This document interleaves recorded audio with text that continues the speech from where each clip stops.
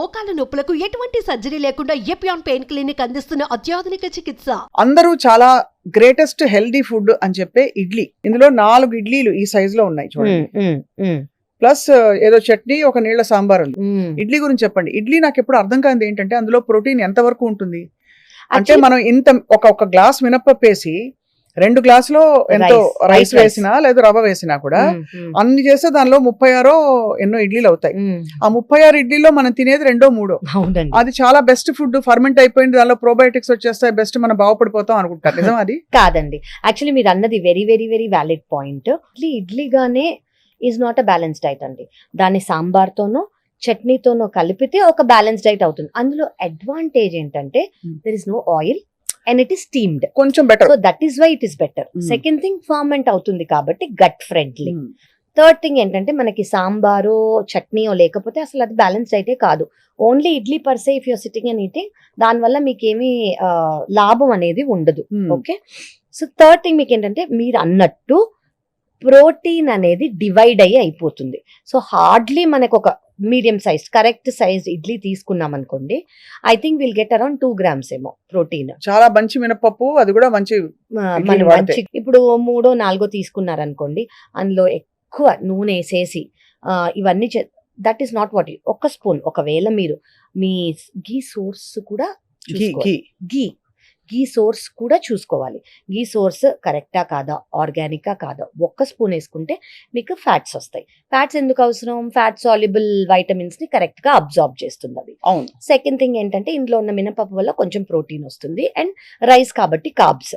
మనకి ఫైబర్ లేదు ఇందులో. ఓకే, అదే ఫైబర్ లేదు కాబట్టి మన సాంబార్ లో కొంచెం ఫైబర్ వేసుకోవచ్చు. చాలా మంది 1 టీ స్పూన్ వెజిటబుల్స్ వేస్తారు.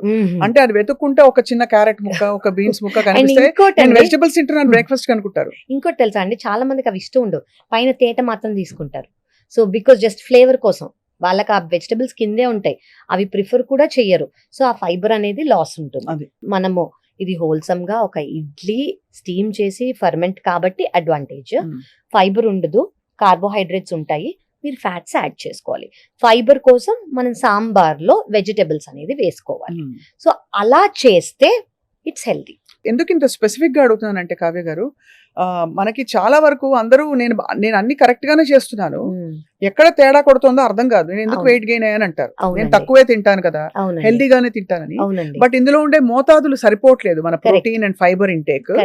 అండ్ పైపెచ్చు కార్బ్స్ ఎక్కువ వచ్చేస్తున్నాయి, చాలా పరిస్థితుల్లో ఫ్యాట్ కూడా అన్హెల్దీ ఫ్యాట్ ఎక్కువ వస్తుందని గ్రహించట్లేదు. అవునండి, ఎందుకంటే ఇవన్నీ ఫెమిలియర్ కదా మనకి. ఎగ్జాక్ట్లీ. అండ్ ఎస్పెషలీ మనకి ప్రోటీన్ అనేది మన మీల్ తో తక్కువ ఉందనుకోండి, కార్బ్స్ ఎక్కువ ఉన్నాయనుకోండి, first weight gain. Second, protein తక్కువ ఉన్నందుకు మనకి మజిల్ ఉండదు, ఓన్లీ ఎనర్జీ వస్తుంది, కానీ క్రాషెస్ అనేవి ఉంటాయి, క్రేవింగ్స్ అనేవి ఉంటాయి. సో ప్రతి ఒక్క మీల్ ని మనకి 5 రకాలు ఉంటేనే అది బ్యాలెన్స్ డైట్ అని ఫస్ట్ అర్థం చేసుకోవాలి. పాతకాలం డైటే, పాతకాలంలో ఇవన్నీ సరిగ్గా చూసుకునేవాళ్ళు, ముక్కలు ఎక్కువ తినేవారు. అది క్యారెట్ కానివ్వండి, drum stick, fibre, radish. So ఇవన్నీ ఏంటి, దే యూస్ టు ఆ చాయిస్ వేసుకొని ఆ వెజిటబుల్స్ లో ఫైబర్ వచ్చేలాగా సాంబార్, ప్రోటీన్ వచ్చేలాగా ఆ పప్పు, అండ్ ఫ్యాట్ వచ్చేలాగా 1 స్పూన్ ఆఫ్ గీ. ఇవన్నీ ఓవర్ యూజ్, అండర్ యూజ్ చేసినందుకు దాని వాల్యూ అనేది పడిపోతుంది. అండ్ అది ఒక క్రమంలో ఏళ్ళు తరబడి అలా తినేస్తే మన బాడీలో ఆబ్వియస్లీ ఇన్సులిన్ రెసిస్టెన్స్ లోగా సెట్ అయిపోతుంది. రైట్, కరెక్ట్ అండి. సో ఇడ్లీ అయింది. ఇంకా నెక్స్ట్ చాలా అందరికి favourite cornflakes. Yeah people think oh cornflakes లో ఆయిల్ ఉండదు, డ్రై, చాలా అది కార్న్ కాబట్టి మిస్అండర్స్టూడ్. ఎగ్జాక్ట్లీ, కార్న్ అది ఫైబర్, దాంట్లో కార్బోహైడ్రేట్స్ ఉండవు, ఇలా చాలా అనుకుంటారండి. But cornflakes is not right. They are all fried. First of all fry చేస్తేనే, సో కొన్ని ఒకప్పుడు ఫ్రైగా వచ్చేవి, ఇప్పుడు they are not fried. They say they are either microwave or air fried. That is what they say, they crave, they say it. So దాంట్లో మనకు అసలు ఏమి న్యూట్రిషన్ లేదు. ఫస్ట్ మనం దాన్ని దేంతో కలుపుకుంటాము? మిల్క్ తో. Okay, to start your day with dairy is not a great option. Okay, డైరీలో మనకి ఏముంటుంది? అదే కాల్షియం. చిన్నపిల్లల తర్వాత పెద్ద అయ్యాక కాల్షియం అనేది అవసరం లేదు. అదే కాల్షియం వల్ల మన బోన్స్ ఇవన్నీ మజిల్స్ బాగుంటాయి అని అనుకుంటే ఈ మోకాల నొప్పులు, కీళ్ళ నొప్పులు రావు.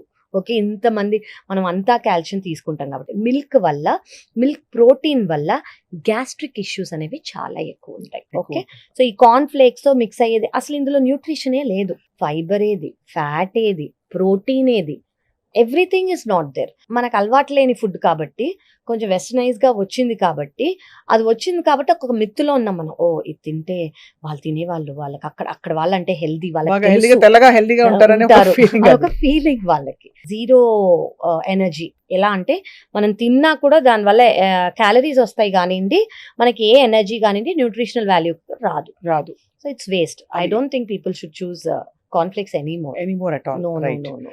సో ఆబ్వియస్లీ ఇంకా నెక్స్ట్ కార్న్ఫ్లేక్స్ అనేది రూల్డ్ అవుట్. అసలు అంటే తీసేసేయాలి ఆప్షన్ గా. అది చెడు చేయకపోయినా మంచి అయితే చేయదు, ఏం చేయదు కొంచెం అసలు అది ఏం చేయదు. మనకి క్రేవింగ్స్ వచ్చేస్తాయి, తిన్నట్టు అనిపించదు, దాని వల్ల మనకి ఎనర్జీ రాదు, మన డే ఏమి అంటే we are not giving any energy to the body. Yes. So next అందరికి ఇష్టమైన మరొక టిఫిన్ పొద్దున్నే వేడిగా ఈస్ట్ కలిపిన బ్రెడ్ లో పెరుగు కలిపి ఏంటి మైదా పిండి కూడా కలిపి బోండాలు వేస్తారు. అసలు వేడిగా వేస్తే మీరు తిని చూస్తే ఆబ్వియస్లీ ఇట్స్ ఎక్స్ట్రీమ్లీ సాటిస్ఫైయింగ్, చాలా రుచిగా ఉంటుంది. అసలు జీవితం ఇప్పుడు తినకపోతే ఎందుకు అని అనిపిస్తుంది చాలా మంది.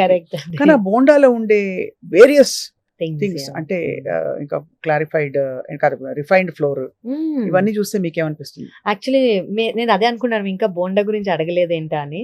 చాలా మందికి అండి the very look of bonda is very satisfying.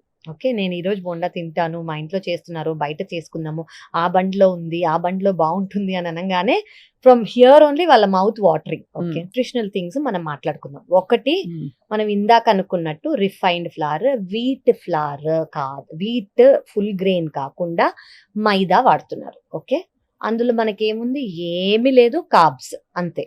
First. Second thing ఏంటి, అది డీప్ ఫ్రైడ్ అంటే ఫస్ట్ జనరలీ బయట తీసుకుంటున్నా అంటే రీయూజ్డ్ ఆయిల్స్. మనం ఇందాక మాట్లాడుకున్నందుకు ఫ్రీ రాడికల్స్ అనేవి ఎక్కువ ఉంటాయి, ట్రాన్స్ ఫ్యాట్స్ అనేవి ఎక్కువ ఉంటాయి, మన బాడీకి ఇన్ఫ్లమేషన్. థర్డ్ థింగ్, ఇందులో ఫైబర్ ఉంటుందా? నో. ప్రోటీన్ ఉంటుందా? నో. ఫ్యాట్ ఉంటుందా? ట్రాన్స్ ఫ్యాట్స్ ఉంటాయి. సో ఇది how is it balance diet? It is not a balance diet. Okay, ఇది చాలా మందికి బోండా ఇష్టమైన వాళ్ళకి it's not a very great thing that they say.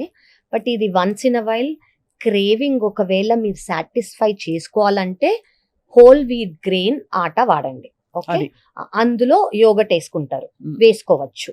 So దాంట్లో మనకు కొంచెం ఫర్మెంట్ అవుతుంది, ప్లస్ గట్ కి ఫ్రెండ్లీగా అవుతుంది.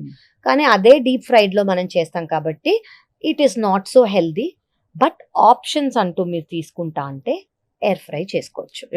ఎయిర్ ఫ్రై లో కూడా we have to be very careful. ఏంటి అంటే ఇవన్నీ థింగ్స్ దట్ హ్యాస్ అంటే బ్రౌన్ అవ్వకుండా, చార్ అవ్వకుండా చూడాలి, సో దట్ అక్రిలమైడ్ అనేది రిలీజ్ అవ్వకుండా. అంతే. It is still that crispy, it could still be the same effective taste if you get use to it. కానీ దాని ట్రాన్స్ ఫ్యాట్స్ కానివ్వండి, ఫ్రీ రాడికల్స్ అనేవి తగ్గుతాయి.